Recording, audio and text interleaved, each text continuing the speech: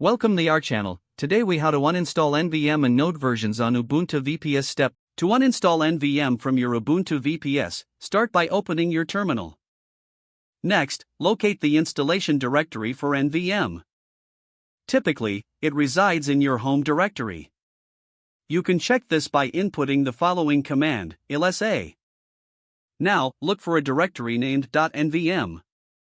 If you find it, proceed to remove it by entering the command rmrf/.nvm. Next, you need to remove any references to NVM from your shell configuration files.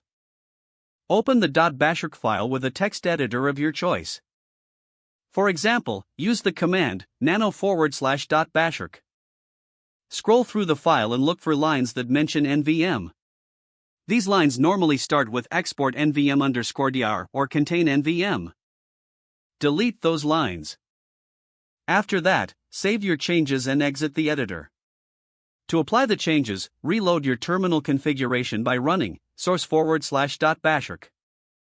Now NVM has been successfully uninstalled. Next, let's proceed to uninstall Node.js versions installed by NVM.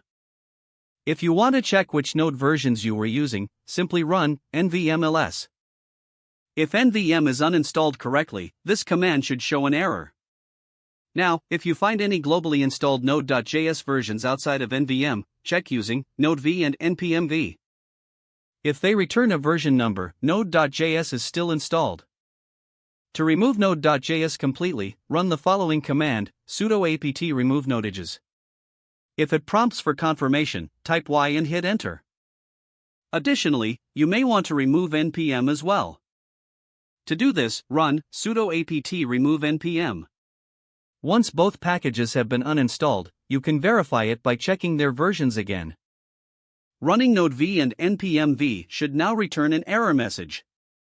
You have successfully uninstalled NVM and all Node.js versions from your Ubuntu VPS.